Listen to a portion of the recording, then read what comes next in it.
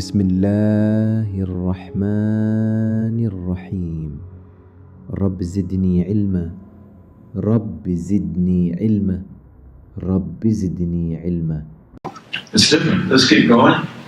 Okay, so this is of course Konya, and now this is not, there's a lot of Ottoman architecture here, but the main part, that turquoise, a pillar in the middle, of course you know it's Islamic, don't you? But what are they copying? Okay, let's go to the next picture. Do you see any similarity? That is an Armenian church. And so this is Seljuk. The Seljuks were before the Ottomans. They imitate the Armenian church in their mosques. Their mosques are not Armenian churches, but they build on that in such a way that they honor the Armenians, because the Armenians were the most faithful of all the Middle East for centuries and centuries, until the 19th century with the horror of nationalism. So they want to, because we need the Armenians. A lot of Armenians, of course, become Muslims, but we want to show them we respect you, we respect your church, we defend your church. That's what we did, always. And we will also build a mosque that makes you think of how beautiful your churches are. But you know what? Ours are more beautiful. Ours than they are. Keep going. Okay, now we come to the Ottoman Turks. Okay, keep going. Okay, so that is, keep going. Okay, you know what that is, right? Hagia Sophia, the first great church of Christianity, built by Constantine the Great in the 4th century.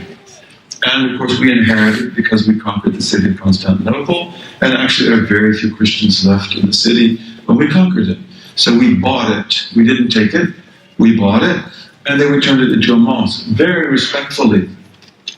And a lot of frescoes in it. Now it's a museum. You can see the frescoes down below. But we covered the frescoes with a type of whitewash. We didn't destroy them, because we never do that. We just cover them because we don't really want to see them. But we don't destroy them either. That's always what we did.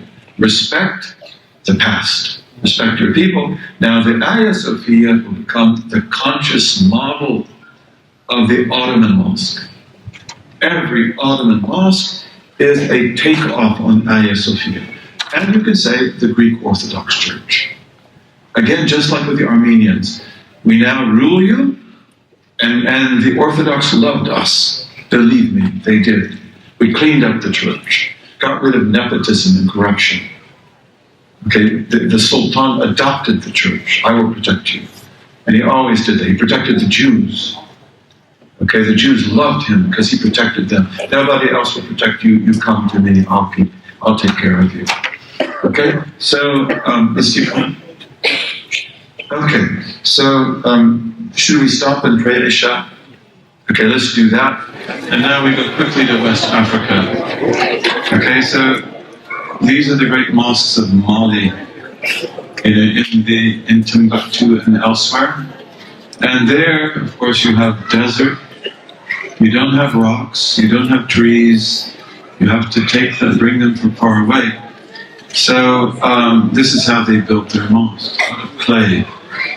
And in fact, we're told that one of the great kings of Mali, I think it's Mansa Kankan Musa, he went to pilgrimage in about 1325, and Mali was so rich in gold that he caused inflation in Cairo for 15 years. But he also got, they say, an Andalusian architect to come back with him to build mosques. But they told him, we don't want a Spanish mosque. We don't want an Andalusian mosque. We want an African mosque. So in any case, however the case may be, whatever the true story is, this is one of the great mosques of Mali. Let's take the next picture. Here you get another picture of another mosque. I mean, they're really beautiful, aren't they? And they fit in perfectly with the landscape. They're perfectly tectonic, and not only are they tectonic in terms of fitting the earth, but also the color. So they blend in beautifully. Okay, now we're really about to finish. So, Islam in Canada, this is actually, go back please. So this prayer rug is made by one of our sisters, and she's a professional weaver, and she learned how to weave from traditional weavers, and so she made this prayer mat. Now, I don't know if you like it or not. You know, you might not think, well, I don't really like the colors, but this was made to fit First Nations, Native American symbolism and color. So to the First Nations of Canada, where she lives, this means the change of the seasons. See, so again, it's honoring them. And that's good for us. And it would be good for us also to learn, why does it mean the change of the symbols, of the seasons? What does the blue mean? What does the brown mean? What does the tree in the middle mean? Let's go to the next one. Also in Canada, you have a number of really beautiful mosques. And again, this is a very modern mosque, but then look at the inside, which is, you see, so they're doing incredible woodwork. And this woodwork also is Native American. And the carpenters are from the First Nations. In fact, a lot of them even became Muslims in doing the work. So again, honor the people around you. And I think it's very important for us to honor the people who are not privileged and who have been oppressed. You know, the blacks, the First Nations, and others. Let's keep going. Okay, now we're just about ready to end. This is our wonderful brother, Azim Ibrahim. Some of you know him. Very Scottish, right? I don't think I said that right, but very Scottish, right? And so what are they wearing?